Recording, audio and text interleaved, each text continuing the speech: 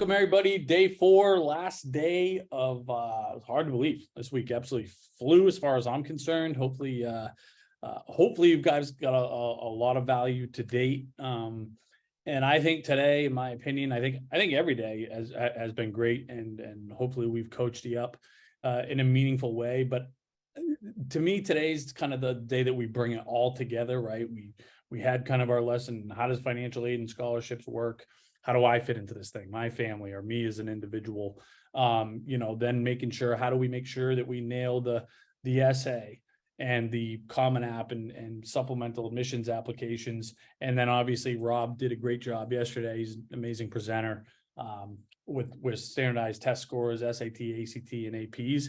We kind of take all that together today and really think about, well, how do we build this list of colleges that is going to be a great fit for us as a family, right? Specifically the student, right? Well, how do we find schools that are going to be right for us, but then also going to be the right financial fit for us as a family, right? How do we make sure that, again, I probably said at the beginning of the week that the goal in its simplest terms from a financial standpoint is, let's not graduate with too much debt as a student, and we have metrics to define what that means, right? There's a specific kind of method to that madness. And as parents, let's make sure we can retire someday, right? Let's not have college be at the expense of not having to work for the rest of our, or having to work for the rest of our lives. So we're bringing that all together today. Obviously, we'll get a lot more granular, and obviously the most exciting part, I think, or today we're going to give away $1,000. So we're going to do that live at the end today. We'll have everybody who's live will have access and visibility to on our end, and we're going to spin the wheel and we're going to stop it and we're going to pull out that name, and so that'll be some fun.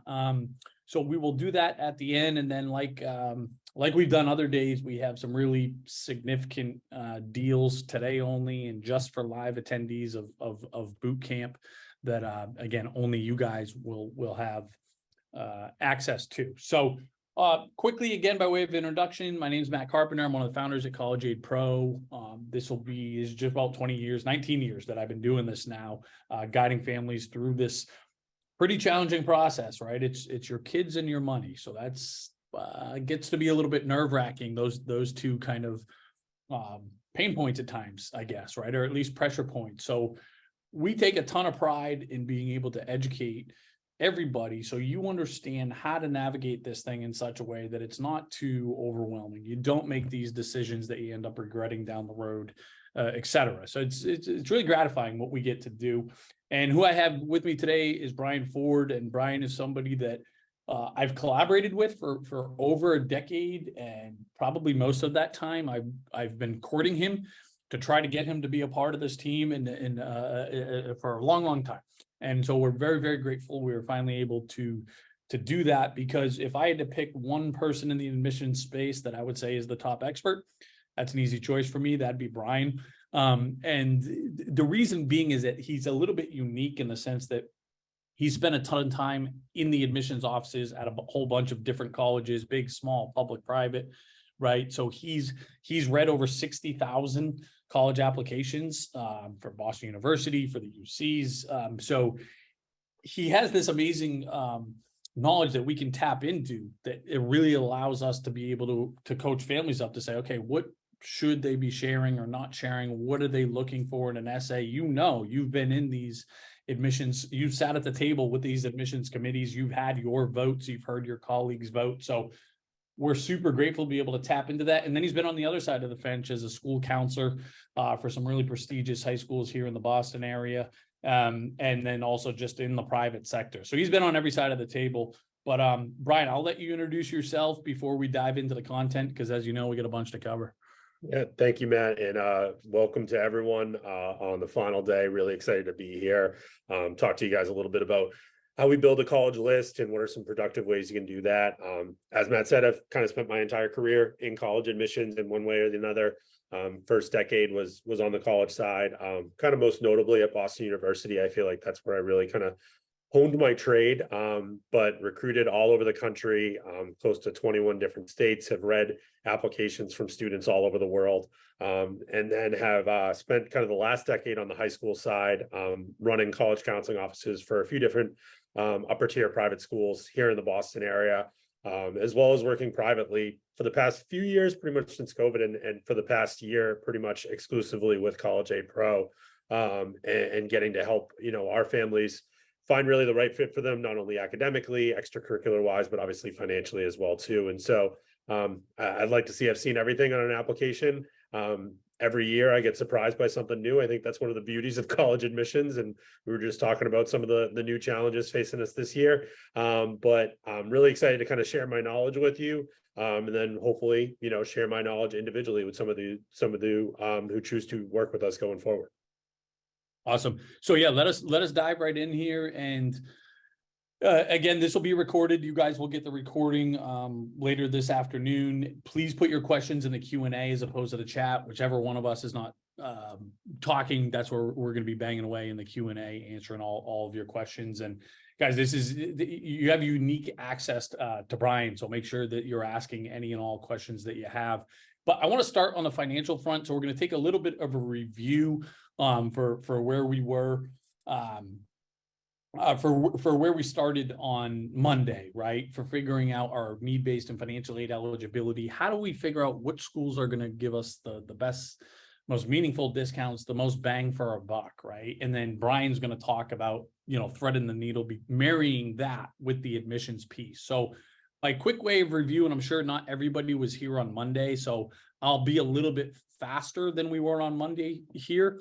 But colleges determine your eligibility for need-based financial aid, all using this same formula. Cost of attendance minus the SAI, the Student Aid Index, equals your eligibility for need-based financial aid. And actually, I failed to remind you here. If you haven't already, you got a reminder from us this morning, but make sure that you set up your MyCap account. I'm just putting it in the chat right now. This is free, right? For those of you that haven't set it up already, but this is going to do the homework and the guesswork for you. This is what's going to tell you, well, what is your SAI? Because the SAI is the foundation of determining your need-based financial aid eligibility. It is essentially what colleges and what the federal government think that you can pay for college on an annual basis. That's the foundation, right? If that SAI is lower than the cost of attendance at a college, that difference, okay, that dollar amount difference is the amount of need-based eligibility in which you are eligible, okay? Now, does that mean you're going to get all of it? It depends on the school.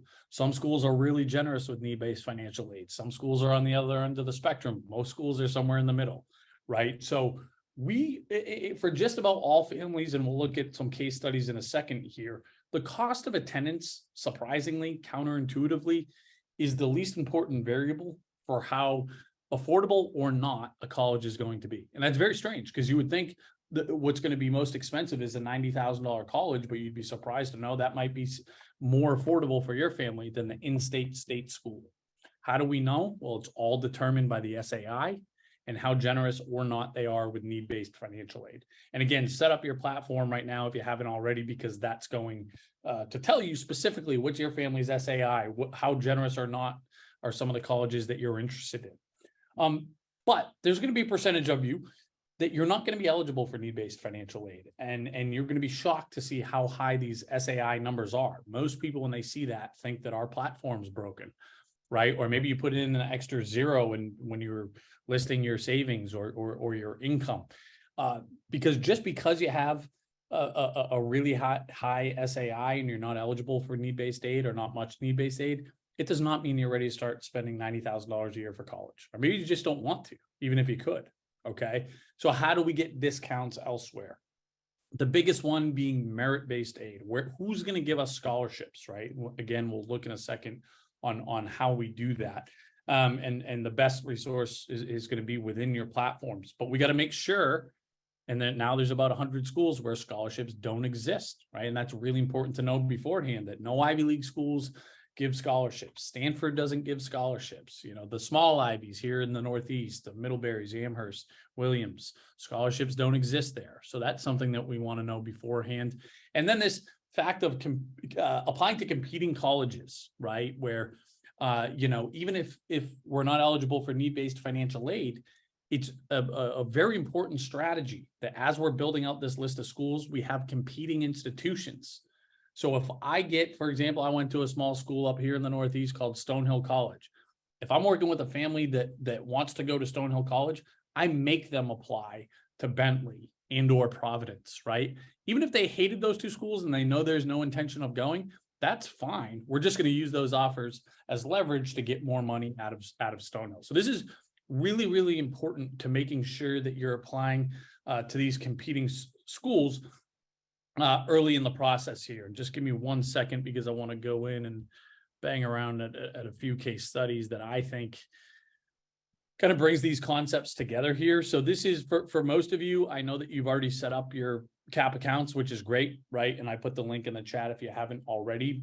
But what you're seeing staring you in the face is the student aid index, the dollar amount that's going to be assigned to your family. So your class 2024, right? After you hit submit on the FAFSA in December, you're going to see this number pop up, right? And we're giving you a preview. It's going to be very close, okay? If not on the head.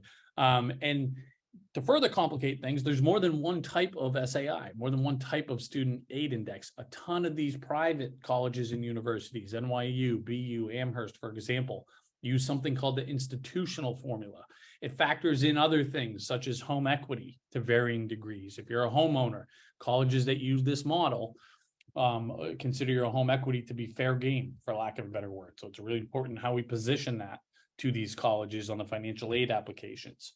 They look at if you're a divorced or separated family. Most of these colleges that use this institutional SAI are going to be looking at both households, right? They're going to be looking at and they're going to want the financial information for both households. So this family is a great example because they own their primary residence, not all of it. There's a mortgage, but they have a meaningful amount of equity there. And it's a 2-household family. The parents are divorced. So the institutional SAI is a way higher than the federal SAI, because the federal SAI schools that use that methodology, University of Maryland, for example, they're not looking at home equity. They're only looking at one household, okay?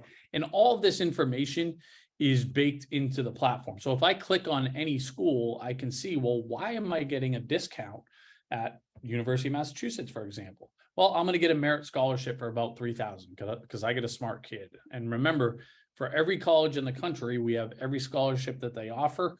And we're very good at projecting how much are you actually going to get, right? And we can see, well, what methodology do they use when they determine our SAI? So we can see right in here, okay, they use the federal SAI. Here's how generous or not they are with financial aid, okay? Here's the average GPA and test scores, so I can get an idea where my kid stacks up at any given school. So what I want to do again is throw out some schools in the chat, right? Put some colleges that you guys are looking at, some of your top choices, so we can just kind of unpack again, you know, some of the schools. So, I saw Northeastern, which is a really unbelievably popular school nowadays. Brian, up here. I mean, every year they get more and more popular. So, you know, hey, pretty expensive sticker price right now, but we're going to get a discount, bringing us essentially down to half price. And again, if we want to look at this, right, again, a great example of the 80,000 being essentially irrelevant. We're going to get about $40,000 in need-based grants, okay, which is going to give us a net cost total out of pocket of about $42,000 at Northeastern, right? And if we kind of tie in these terms, well, it makes sense. Okay, they use the institutional SAI, and ours was about 40,000, right? But they meet a really high percentage of need. So essentially, we're going to pay about our SAI to go to Northeastern, right? Now, they're also one of these institutional methodology schools that considers home equity. So I saw actually somebody put MIT in here, for example. Okay, look at how affordable MIT is going to be. You know, why is that the case? Well, they basically do not look at home equity at all. And there's some other variables, but that's kind of the big one here. And they're incredibly generous with need-based financial aid. So as you can see, they would pay less to go to MIT than they would. This is a Massachusetts resident to UMass Amherst, right? The in-state state school. So pretty remarkable here. Let me look at a Spelman, for example. Okay, that's kind of an interesting one as well. Okay, so we'll look at Spelman, where Spelman we can see, okay, we're going to get a discount here, and yes, Spelman is the sticker price isn't as crazy as MIT, but it's not cheap, and they just don't give a ton of money, right? They're one of these schools that is just they're okay in terms of merit-based scholarships, but you can see with need-based grants, they're just really not that generous. Okay, and in general, that's the case with the HBCUs. In general, they're not great in terms of meeting need-based financial aid. Okay, so you guys have access to this platform. You can use it yourselves. Something else that is an awesome piece here is that this advanced school search, if I go to hit this, I can put in some admissions criteria. And again, this is where I'm going to pass the baton to Brian here, but this is a kind of a good segue. Maybe your student wants to go to school pretty close to home, right? Maybe they prefer smaller schools and they have an idea of what they might like to major in. And there's any number of filters you can put in here. But then I can just go sort based on, for example, well, within that criteria, who's going to give my kid the most in scholarships, right? And right away, you're going to see these rank ordered. And maybe Wheaton College wasn't on your list, but geez, if they're going to give me 42,000 off the top and I'm not eligible for need-based financial aid, I'm just going to get this based on my kid. That's interesting. Or if I am eligible for financial aid, I can sort just based on that, right? And maybe I might say, well, MIT is probably out of my kids' range admissions wise, but here's some other ideas of schools that, are outstanding with need-based financial aid and overlap with my admissions criteria. So just want to make sure that, again, we kind of bring those concepts full circle in terms of, in terms of the terminology, right? SAI and need-based financial aid and merit-based scholarships. But the biggest takeaways for you guys is not just how this thing works, but distilling it down to your family situation. Where do we fall in the spectrum of need-based financial aid eligibility or lack thereof? And the same deal with scholarships. All right, Bryce, so take us away, man. Awesome. Thank you. So first off, I tried to answer as many questions as I could in that small period of time. Matt, feel free to leave some of the. And on that front, Brian, on that front, guys, we won't be able to get to every question today. But I promise at the end, we will tell you how to interface with us beyond today's presentation. For sure.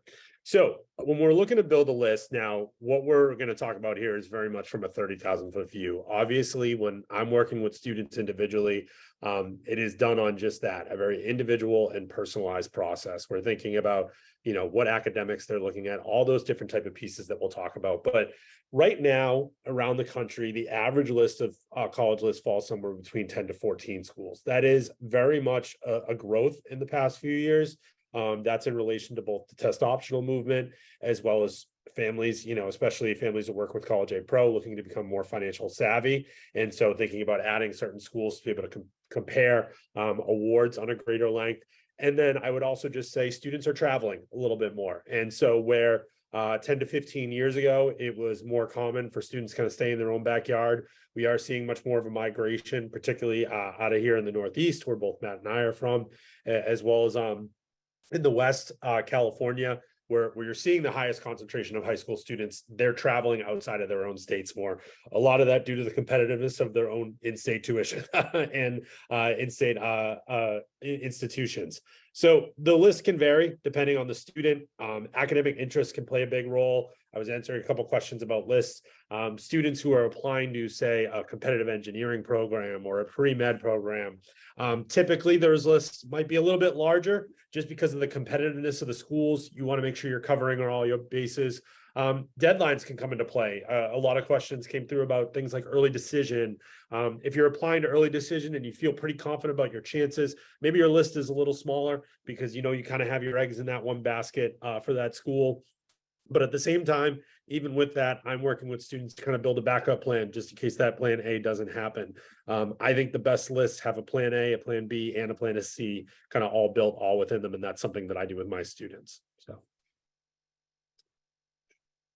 So when I'm looking to build a list for students, one of the things that I do is first, get to know them as a person. And so when I'm working full time in my school, that's obviously sitting down with them, getting to meet with the student, understand who they are, talking with their teachers.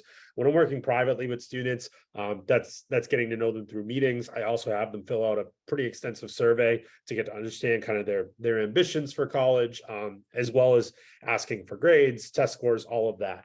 And I'm trying to build a balanced list for a student that no matter what they're looking to do and no matter how, their admission chances come out, in March of their senior year, they're really excited about their opportunities. So I always tell families, it is not my job to tell you where to apply and where not to apply.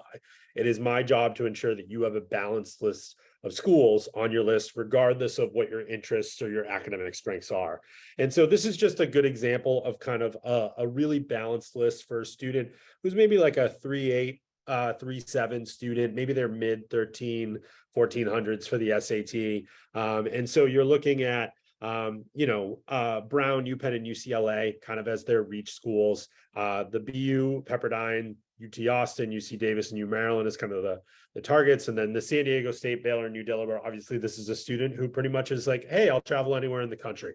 And I probably want a little bit of a bigger school. When I'm looking at reaches, targets, and safeties, what I look at is I take the student's academic profile and then looking at their academic rigor, which is, kind of the king of college admissions. Not only what are the grades you are getting, but what classes are you getting them in and how much are you challenging yourself within the curriculum that's been presented to you at your high school. If they are above the school's middle 50% admit rates, and that's something kind of your first inside thing that I always tell families. When you go to visit schools, do not ask for their average GPA or their average SAT score. Ask them what their middle 50% accepted rate GPA was, because I could tell you from my days at BU that our average GPA was a 3.7 for an accepted student. I could also tell you that our middle 50% average was a 3.4 to a 3.8. That tells you a much bigger story of the type of students that are getting admitted over that 3.7. Even more goes with SAT scores, and especially if you're working with these schools that have really large application pools. UCLA, for example, got close to 120,000 applications last year alone. And so if you're just asking for that average, it's not really telling you a lot. You need to ask for that middle 50%. So if a student falls above that middle 50%, I consider it a safety school for them. If they fall in the target, that right in that meaty center, I consider it a target. If they fall below, I consider it a reach. Doesn't mean that they're not going to get into that reach school or that safety is a guarantee. You'll never hear me guarantee acceptance. I've been in this job too long to know that the unthinkable can happen one way or the other. And so, but by, looking at historical data, I typically look 5 years back. I've been telling a lot of colleagues, and a lot of colleagues have been doing the same thing. Right now, we're looking 3 years back, just due to the pandemic. College admissions was kind of turned on its head. And so even at this point, looking at kind of 18 and 19 data, it doesn't really help us anymore. But then I also take into consideration of what's been going on at the university as well, too, when trying to give a classification. So are they building new divisions in academics? Is there a new priority? What does the school look like financially? I always encourage families to ask about the financial health of certain institutions, particularly now where we're seeing, unfortunately, a lot of schools close throughout the country. And so just keeping kind of that in mind. There are different methods of madness, and ultimately it can break down depending on who you are as a student. But that's kind of the base of how I'm building a list for a student. When you're looking at schools, I always like to say there's two sides of this. There's like the front of the brain characteristics, which we'll go through quickly. And that's kind of what everyone thinks of. And maybe, when you talk to your neighbor down the street who maybe had one kid go to college or went to college 20 years ago and thinks they're an expert, they'll say, these are the things you got to look at. And they're not wrong. You obviously want to know where the school is. What is the location? What's the size of the school? Looking at the undergraduate. And even this is a little more of what I'll get to in a little bit, but overall population, how many graduate students are on campus? How many of those students live on campus? Things like that. And then what a campus type is like. Is it in the suburbs? Is it an urban campus, or is it way out there in rural? And that's kind of what you're looking for. These are some different things that you're looking for immediately, maybe that first impression type of the school. And then other ones, commuter versus residential is another one. And then kind of the obvious is, does it have what I'm interested in? And does it have what I want to do when I'm not in class? This is kind of where the rubber meets the road in terms of working with College Aid Pro or getting really a better understanding of what schools I can be kind of researching and what's the difference. So not only looking at size, and it's ironic that we talked about Northeastern because I kind of use it as a great example of this, but what is the actual class size, or what is the faculty or advisory to student ratio? Many students will ask, like, what's your undergraduate population? And they'll say, they'll usually say somewhere, around 20 to 25,000 students, depending on the year. But their average class size is actually only 40 students. When you want to get even more deep into it, ask what their average class size is for freshman classes comparable to junior and senior classes. Naturally, that freshman class is going to be maybe a little bit bigger because you might be in a little more lecture hall. So they may see, oh, it's probably like 50 to 60. But for some of those junior and senior classes, it could be low as 10, 12 students. And so when you just look at the overall undergrad size, it doesn't give you a good example of what is actually going on in the daily life of a student.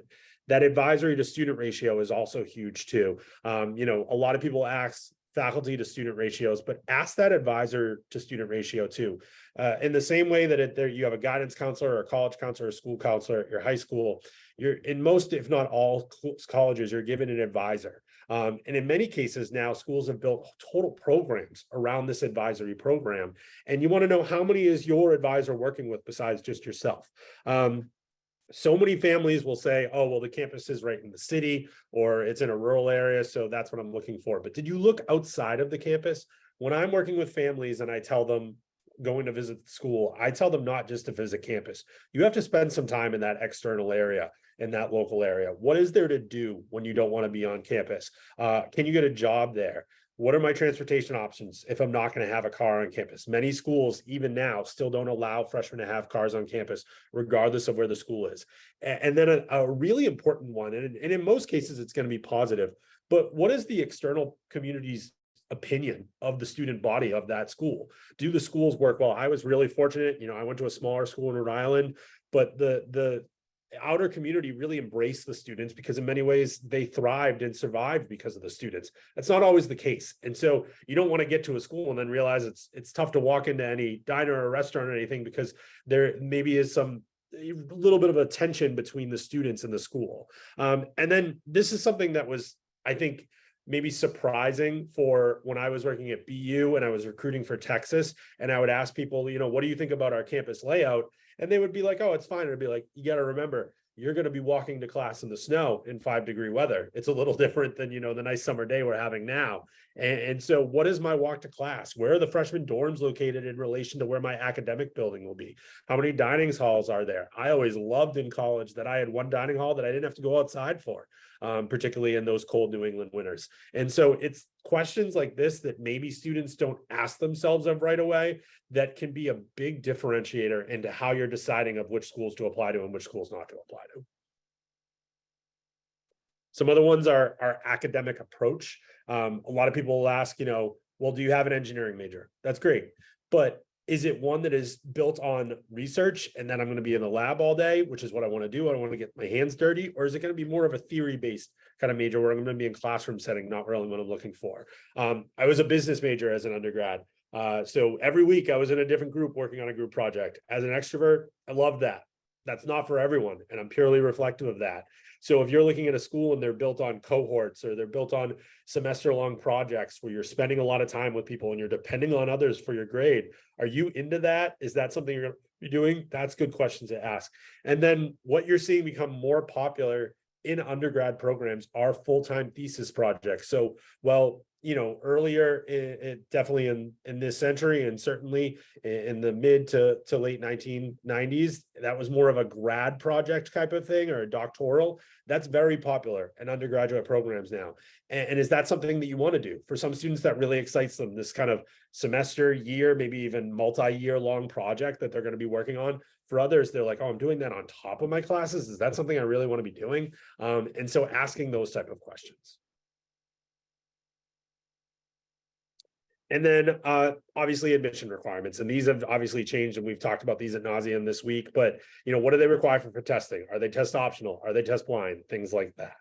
I always like to bring up kind of pre-med. as an example, but know that some of these things can be used for things like engineering, pre-dental. If you're thinking about a 5-year MBA program or maybe a 5-year law program, one of those accelerated programs, these are some other questions to definitely be asking of those programs when you're thinking about whether you want to apply it or not. So what is the exposure to the field? How quickly are you getting an internship or getting research? Is there a community service component for a lot of these programs, particularly for honors college programs? You'll see a community service component. Are there specific letters of recommendation you need to be getting and need to be thinking about? Normally this comes with more fees, and there's also specific research opportunities that maybe you either need to do prior or need to do during your time. And what is that going to require of you, and how that might limit your ability to do other things that you might be interested in. I was really fortunate, and Matt was as well. We were both college athletes and during our time in college, and I don't regret that at all. But there were things I couldn't do because of that. And I think also there, were students of mine that I've worked with that have gone on and have done like honors college programs or research programs, and they love it and they're glad they did it, but they're reflective enough that maybe that meant they couldn't study abroad, or they couldn't involve themselves in a club organization at the level they want to do because they had other time commitments. And so as you're looking at these programs, it's important to ask these types of questions, because for some, they may say, yeah, that's great, you can still do student government. And for others, they say, to be honest, like, you're not going to have that time. And so to know that those, as you're going in and making decisions on what schools you're going to apply to and then ultimately attend. And then just lastly, I always like to put in, is it a liberal arts school or is it a big university / research university? A lot of students will know this, but you want to know what type of program you're walking yourself into. So there are a few different kind of list building activities that I work on with students. These are just a few of them. I do a lot with students in terms of building, but the first is kind of the college list funnel, and it more helps students kind of gain an understanding of what's actually kind of going on within the actual process. So Matt, if you want to go to the next slide, the college list funnel just kind of helps them explain exactly how we're going to work through this. So when I'm building a list with students, the first list I build is very big. It's 25 to 30, sometimes even 35 schools. There is never an intention to apply to that many schools. And again, these numbers are averages. They can change depending on the student. But what I'm trying to do is give them all of the type of examples of schools that they've shown interest in, and then also maybe show them some curveballs. Maybe they've told me they only want to stay in the New England area or the Mid-Atlantic, but they've told me they want a larger research institution that's a state school that also has Division I athletics and wants bigger. Well, that kind of screams University of Virginia to me, but you didn't say you wanted to go that south. I'm still going to show it to you. Why don't we just take a look at it? And so giving them a couple curveballs to ensure they have that. Normally that turns into kind of the inquire stage, where we start doing things like asking some deeper questions of the schools, checking out their websites, giving insight into maybe looking into their social media accounts, or asking questions, comparing one school to another.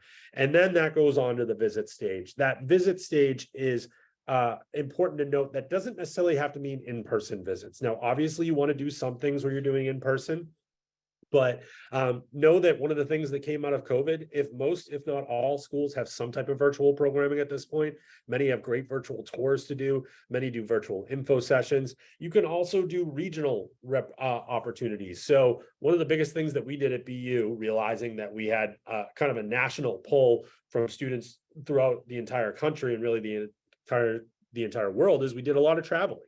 And so when I went to Texas, which was my territory, I also did regional receptions in cities like Dallas and Houston and San Antonio, big metropolitan areas, as a way to essentially bring the info session to them. And for schools that track demonstrated interest, we gave them the same type of credit, because we were reflective enough that a student may not have the time or the means to fly all the way out to a school without knowing whether they were accepted or not. And so know that you can look for those on school websites, and know that that can happen throughout the country. And then that last phase is obviously the apply phase. And so this is kind of very much a way that I kind of break it down for the family, so they don't go overwhelmed and come out of this thing with a list of like 60 schools and don't know how to start. Okay, how do we start knocking these schools off of the list?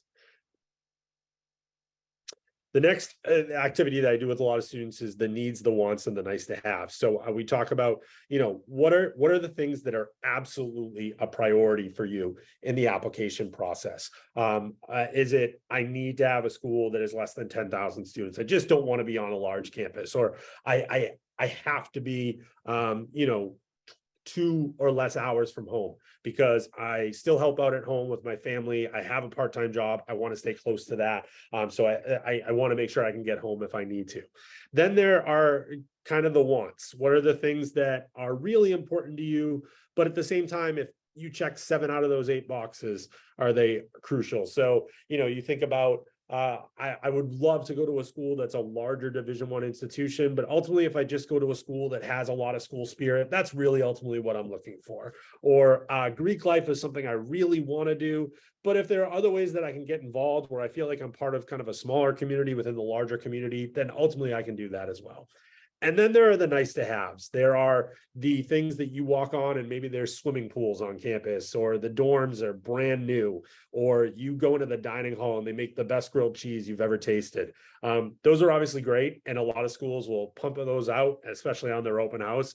I always joke with families, you need to see schools on a rainy Tuesday and not just on open house day, because on open house day, everyone's wearing the same polo. Everyone showered before class. They're making the best food. It's their best impression. Go to see school on a rainy Tuesday when it's just school on a normal day, because that's what you're going to see most of the time. And so that beautiful grilled cheese might not be there, or maybe it's made a little bit differently. So it's important, those nice to haves are all important. They're part of the conversation, but I work with students to kind of have more of the needs and the wants to find our list. And then those nice to haves be exactly that. They're great to have on top of what we're doing. This is just kind of a chart that I've created that I use with students. If they're really struggling to come up what might even be important for them out of schools, we go through and we start circling some of these. So does it have to have study abroad? Is it a junior year abroad? Is it a summer abroad? Is it required? Academically, what is the type of culture that you're looking for? You're looking for something that's competitive. Is that something that drives you? Or are you looking for more of a cooperative experience? What is the school spirit that I've talked about? Food service, maybe that's really important to you. Maybe you're a student that has food allergies and you want to make sure you're going to a school that can offer you alternatives to anything on the menu, and you don't feel limited every time you go to the dining hall, or feel like you have to go out and spend money because you don't have those type of options. What are the dorms? Is housing guaranteed? How early can you get into a suite? Are you allowed to live off campus? All of these type of things. And then lastly, I like to do free association with a lot of students. If they come to me, and the example I always use is Duke, and they come to me and say, I want to apply to Duke. And I say, okay, what are the first things you know about Duke? And they say, well, it has a great basketball team. Okay, tell me another great thing about Duke. And sometimes the conversation ends there. And there's nothing wrong with that. I myself always tell students, I applied to the University of Michigan because I really loved the Fab Five when I was a little kid. I didn't get in. I didn't really have an expectation I was going to get in, but I just told myself I was going to apply there. That didn't mean that I just applied to schools like University of Michigan. I had another list of schools that made more sense for me, and that's fine. But at the same time, I work with students to challenge themselves to find other reasons to get interested in the school, maybe besides that first impression that they learned about through a friend or something like that. Sometimes that first impression can be a very kind of deep reason. Why do you want to apply to Syracuse? Well, my mother and dad and father both went there. I've spent a lot of time there. We're fans at home. I know a lot about the community. I think that's what I want to learn a little bit more from my own opinion. That's a great conversation starter. So sometimes I do this with students when they have that list, but they don't exactly know why. Well, let's talk about that first impression of why you heard about it. And then lastly, I always just say, make sure you're doing your research at the high school level as much as you can. Taking the time to kind of really embody who you are as a student and who you are as an academic. When you're stepping outside of just those classroom behaviors and learning about what makes you a better student and a stronger student, many times that can make that academic fit feel much better at a community. As I said, I went to a smaller business school, Bryant University in Rhode Island, for my undergrad, and I really knew I was going to thrive in a group project setting. I was going to do well in that. I was someone who enjoyed public speaking. I was someone who enjoyed working in groups. I know of other business schools that I looked at that are excellent business schools, including one that my wife went to, Bentley University. And while they use group projects, her particular major didn't have as many of those. And that was somewhere where she thrived. And so it really sometimes depends on you doing some self-reflection of not only, how can this school help me, but where do I fit into this school's academic culture? And that can help a lot. And at this point, I think I'll kick it back to Matt.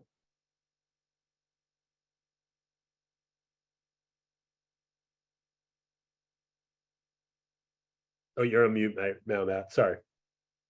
Nobody missed anything groundbreaking there.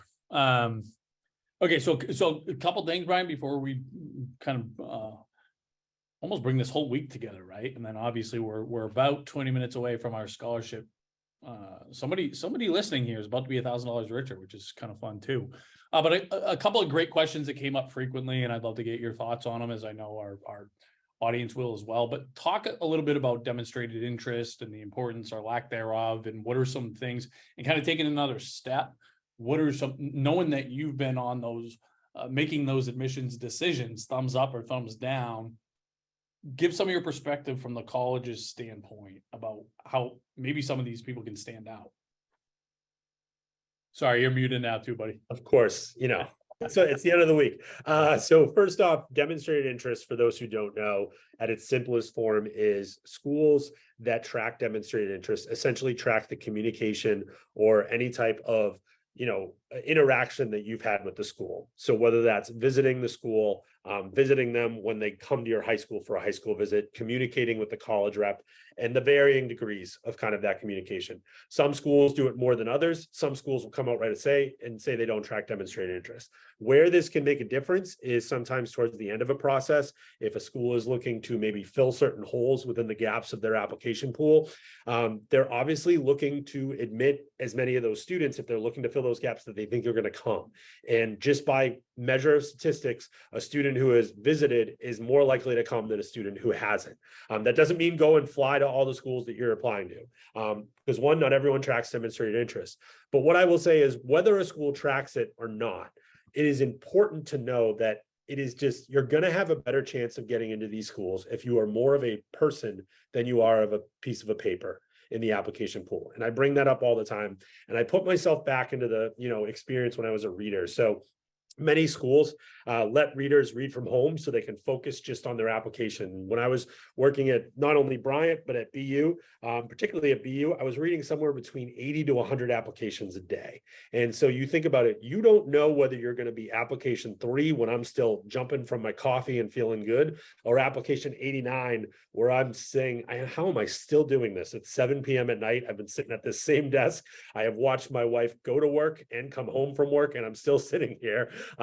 And if you're that application 89 or 90, but I met you on the road and all of a sudden I know you and I'm like, oh, wow, Sarah, I remember meeting her at her high school in Austin. She walked me to my college fair table and said, hey, I'm really interested in applying to BU.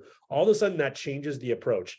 This is one of the kind of big misnomers of college admissions across all levels, is that it is a calculated process. Now, does math and statistics come into it? Absolutely. It's one of the foundations of College A Pro. It's why we commit ourselves to constantly learning new trends.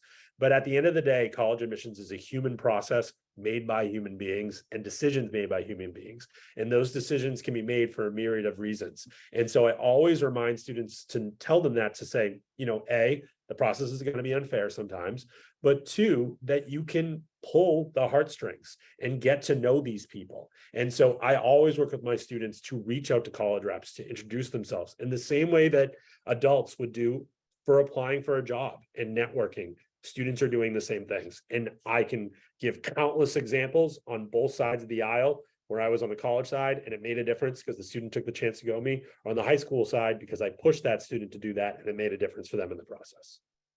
Yeah, I think you can't hear that enough times, and it's, in my opinion, it kind of gets buried, right? We're only thinking about the admissions applications and my test scores and the essays, which of course you should be, but let's not lose track of. It's so important that these colleges know we are legitimately interested in attending there, right? Most of them factor that into the equation, and all these students that are right on the fence, right on the fence, right? That must be the hardest job for you guys, Brian, when you're like, geez, we wish we could accept all them and they're all good fits for our school. We have to make a choice. And those kids, just like Brian talked about, he tells us stories every single year of who stood out. This one wrote a handwritten letter after they visited me, and those are things that we're always trying to share with our audience. This is one that's come up a bunch too, Brian, probably the last one we could do for the moment. And if we have to stay a little bit later today, at least I will try to do that after, but again, too, we get the big scholarship and our I think best giveaway yet today in terms of our discounts, because I'm sure a lot of you are looking at Brian going, I want to work with that guy. We'll talk about how to do that. But talk a little bit, Brian, and I know this is a tricky one, and it's going to test your ability to keep it somewhat brief, but what are schools looking at more than they were before with the Supreme Court decisions that obviously just happened over the last couple of weeks? And obviously we're all learning in real time, but what's your initial interpretation?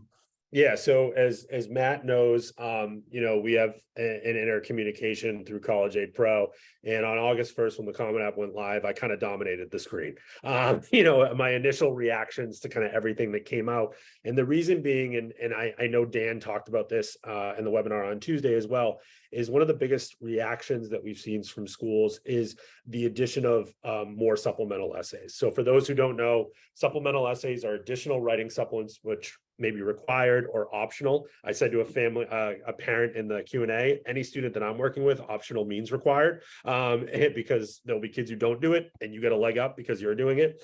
And so they're finding either very direct ways or creative ways to ask about a student's identity, about their background, about their upbringing, and asking students to kind of put that all on a platter. And so that can be very uncomfortable for a 17-year-old student. And so we work really hard to kind of help them, flush that out and what they're excited about themselves to talk about. But that is how schools are going to try to find ways to learn more about students as these, new restrictions get put on colleges in terms of kind of what they directly can and can't ask. There are very unique ways that schools have gone at. Some schools, again, have asked questions, tell me something excited about your family that you're really proud of in terms of your family lineage. Others have asked, tell us about your opinion on the ruling and what you think about it. And so it's asking a lot. Supplemental essays, just in general, have become a much larger piece of the application. 2 to 3 years ago, even the average student I worked with would maybe have somewhere between 5 to 8 additional writing supplements. I'm starting to see the norm that is double digits is the minimum. In most cases, I'm seeing somewhere between 15 to 20 additional supplements. Now, these can vary in size and in length and even in kind of ridiculousness. University of Southern California, for example, and I'm not saying that they're ridiculous, but they ask questions like, if you had a theme song, what would it be? What is the next show you're looking to binge? Wake Forest famously has, give us your top 10 list. There's no subject matter. You have to think of the idea for the top 10 and then list your top 10. So it just gives you an idea of kind of what is being asked of high school students. It makes it important. We work really hard with families to build out a supplemental essay plan. I would say that's the biggest reaction that I'm seeing right now. Again, we're less than a month kind of removed from the decision. And so when families ask me questions, well, how will this affect admissions? We can give our educated guesses, but in the same way that we didn't know how essentially the temporary elimination of standardized testing was going to affect admissions coming out of the pandemic until we saw it, we almost need to wait a full academic cycle to fully understand how colleges are going to react to this from a literal who gets in and who doesn't get in type of decision making. All right, see if we can keep this one 2 minutes, Brian. But I think it's important, and maybe, and again, where you've been on every side of the fence here, and we've been talking more in kind of tangible, quantitative things for most of today. But like, I always have a massive amount of empathy and compassion for these students that are going through what I think it seems like it's like more of a pressure cooker every single year. Absolutely. And it's like this combination of still trying to do great in school, applying to colleges, putting the college list together, maybe somewhere in there trying to enjoy my senior year, and, and social media, hearing about where everybody else got accepted and things like this. It just seems like it's become such a massive daunting challenge. And you always have that statistic or that quote that you share right away, which is basically, let's start here. This college admissions process is not fair. It's not fair. But just how do you kind of coach up your, I guess, both students and parents that are, I'm sure, being like, this is almost too much, it feels like. Yeah. So I tell them a few things, and you just said the first one. The first slide to my presentation for senior families at all the schools I've worked at is the college admissions process is unfair, because I try to get across that you are going to get at least one decision that you don't understand why you got it. And there could be so many reasons to why you get in and don't get into a college. And we've talked about that at other webinars, that you can do everything right on your side, but there are the institutional priorities of a school that can limit. There are kids, great kids, that don't get into schools for one reason or another. Then I always talk about how we're going to build a list, as I said earlier, that you're going to get excited about. So regardless of where you get in, where you don't get in, and I'll say it right now, the vast majority of students do not get into everywhere they apply, and that is okay. Celebrate your denials. There are counselors around the country that do great ways of doing that. I give my students 48 hours of pity, and then I tell them it's time to move on. And we get excited about the schools that have gone into. What I always tell students, and then I have recent grads a lot of times come back and kind of hone this message home, is, yeah, we always joke. I think, definitely later in life, and even where I'm in the career, I remember mine maybe a little more than others, about our process and how we went through it. But when you think back to your college years, or when you're even in college, that process goes away very quickly. And so what I tell families is, I never guarantee admission, and I never guarantee this is going to be a stress-free process, because it is going to be stressful. There will be nights where you want to, scream at your kid, and vice versa. And that's fine. My parents find it ironic that I'm in this field, because they said I was the worst student to deal with this process through. All I cared about was running fast. I didn't care about academics. And so that's why we're here to help, to build a plan, to plan ahead, to build that plan B and that plan C, so that when the unthinkable happens, whether your kid on October 30th before November 1st deadline decides, I don't want to be an engineer anymore, I want to be a teacher now, we can adjust because we've done all the legwork ahead of time. You are working with 17 to 18-year-old students in a time in education, in a time in, just being frank, in our country that is extremely unpredictable. And you are asking them, in essence, to make the most important decision of their life to date. Of course, that's going to be stressful, but that's why we're here to help. Totally. And right. So that's great. I just think you can't hear this enough times. If you're feeling overwhelmed, stressed, you're in such good company. And some of these losses that are going to be inevitable, that's helping you build grit and resilience, and you're going to have some life lessons that we're still trying to work on, right? And it's funny, Brian, very ironic for both of us that we do what we do as careers. And my mom will tell you that she asked me what my social security number was for the FAFSA way back when she was doing and even that, I considered it a favor that I even gave her that information. Well, I didn't know my social security number. I was off by a digit. It caused a huge freaking mess. And my response was basically like, Mom, I was off by one digit. Like, relax. I was so close. So, anyway, here we are. All right, listen, I know everybody is waiting for the scholarship drawing, and I promise, sit tight. Do not leave us, because you got to be live to be on here, and somebody's going to be $1,000 richer very quickly here. But I want to reiterate what we've done every day, and kind of, if we have done our jobs at all, okay, Brian, myself, Rob yesterday, Dan, Peg on Monday, our team that has been supporting everybody. I mean, you guys don't know how many people have been working their butts off behind the scenes to try to make this as a valuable week as possible for all of you.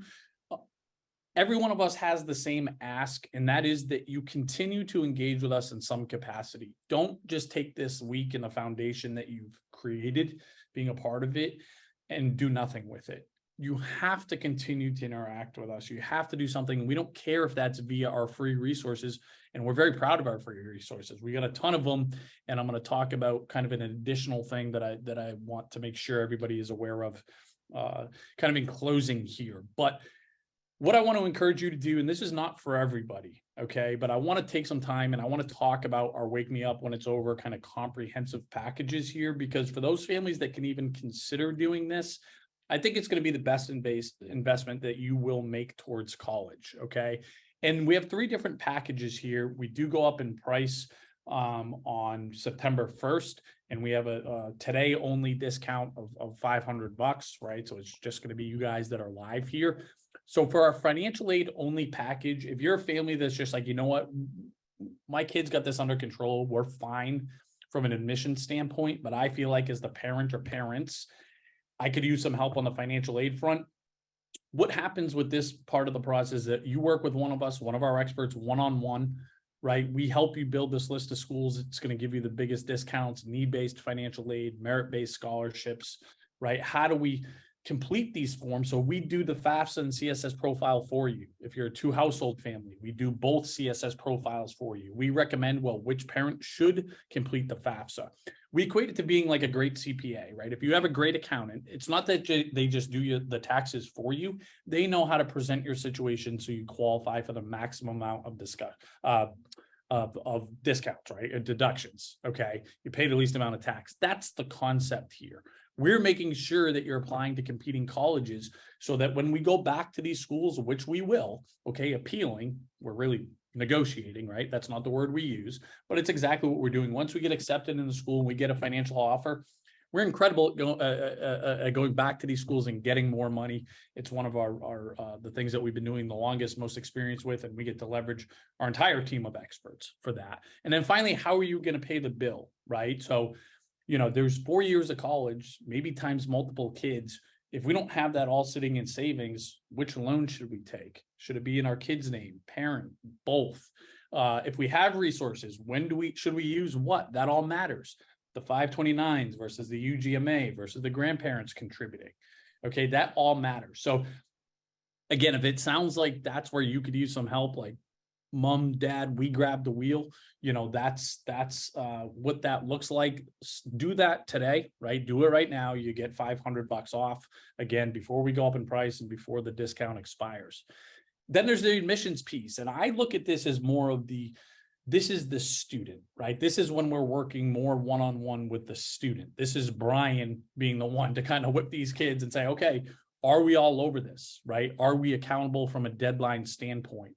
Are we where we should be in terms of this essay? Is this essay compelling? When I let you into my institution based on what I'm reading here, right? And so this is Brian really working now Brian, I think has the availability. I think he can take only 3 or 4 more families. Is that the number? About roughly thereabouts, right? So if you don't get Brian, you know, we have other amazing admissions experts. You guys saw Dan on Tuesday. He's incredible too. But if you tuned in today and you wanted to work with Brian in particular, you'd have to do that this afternoon. He's going to be done after today. But if you're just looking for admissions, if you're like, you know what, we got the financial aid piece under control, don't worry about that. We just want help with our student. We have this package, obviously. The best value, obviously, it's the most expensive here, but it's also an incredible value, right? You know, especially today, where for this price point, you're getting 2 for 1. Right? You're getting Brian that's holding your student accountable to make sure that we are just crushing the admissions piece. And then you have your financial aid expert that is managing that. And obviously Brian and whoever that is on the financial side, we're collaborating, right? And you have the full support of our team. If you go on our website, look at our experts, you know, we get to, if we have a question about things that are going on at Harvard, I get to tap the director of financial aid at Harvard, Ryan, right? Same thing with MIT, Josh at MIT, or Mike, if you're somewhere in the Midwest and you're more looking at state schools, Mike Hinderman, who's the director of scholarships at University of Oklahoma, has been there for over 10 years. You know, we get to leverage our entire team to support you, right? In addition to, or kind of behind the scenes with your one-on-one expert.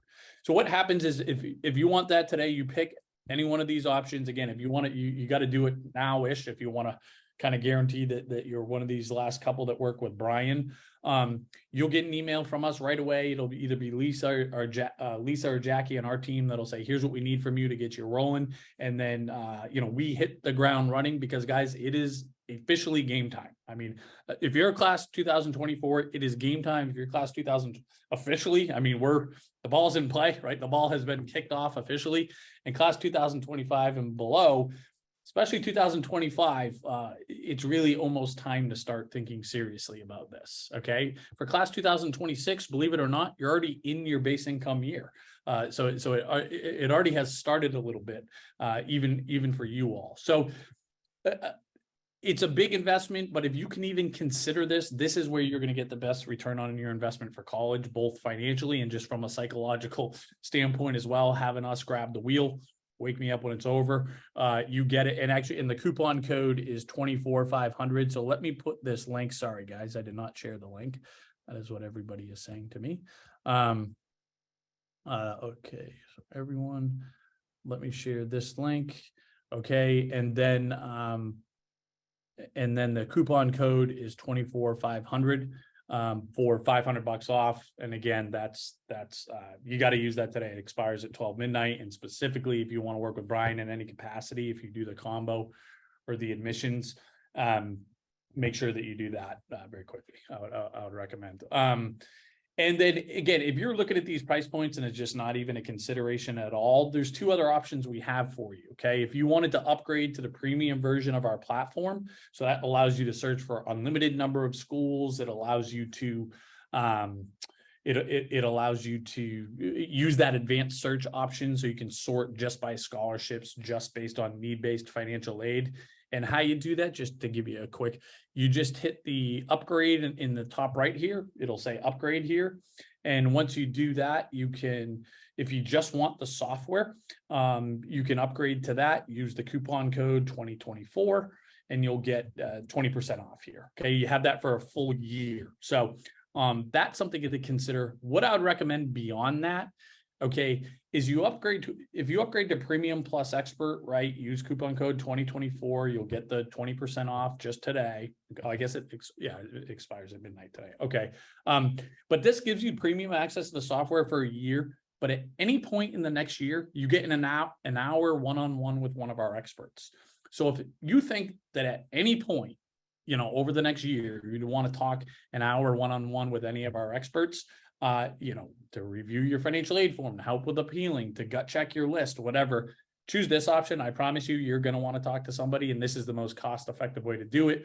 Because if you get this and then you do that hour at a later time, it'll be, $299. So again, that's an option. If you say, listen, I'm kind of a DIYer, I don't need this comprehensive help, but I just want a little bit of help, leverage one of those resources. If you're a family that says, you know what, I can't even afford the $119. I would love to have premium access to the software, but I can't afford the $119. Right into our support at collegeaidpro.com. Okay, let them know, and you quote me, said Matt said that if we couldn't afford the $119, but we want access to these resources, we'll get you on there for free. Okay, we ask that you live by the honor code a little bit there. Please be honest. If you can't afford any of these, we ask that you upgrade, but we can give you this one if you can't, at least. And again, at a minimum, continue to follow along with us, guys. So I'm sure there's some more questions. I want to make sure that I yeah, here, let me just put the put this link in again.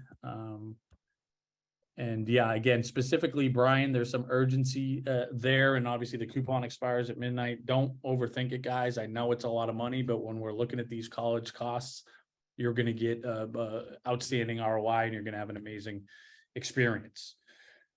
Okay, so without further ado here, Brian, we got to give away $1,000 here, man. And then again, too, I will get back to the not Mega Millions, but it's pretty good. Let's go. So what I'm going to do, Brian, so Brian can see what we're looking at our right-hand side, and you guys know, well, I won't bore you with the details, but I am scrolling through all the names. I'm going to kind of go up, down, whatever. And what I'm going to tell you to do here, Brian, is say stop at some point.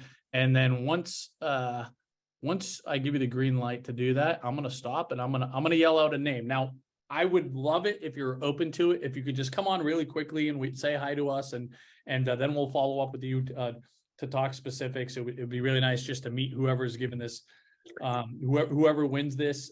It would be cool to meet you if you're willing to stay on for a minute and just say hi. I'll just make you a panelist, and then if not, that's okay. No pressure. But I'm also going to recommend that you don't take this money from us until, if you're a class 2024, until a little less than a year from now. The reason being is that most colleges, after you're accepted, if you've got any financial aid, they'll ask you if you've got scholarships elsewhere, and they'll reduce your financial aid by that amount.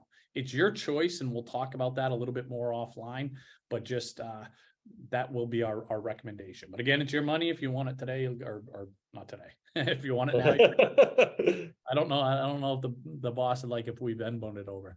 Yeah. All right, and whenever you want, you tell me to stop, and I'm going to stop. All right. Stop.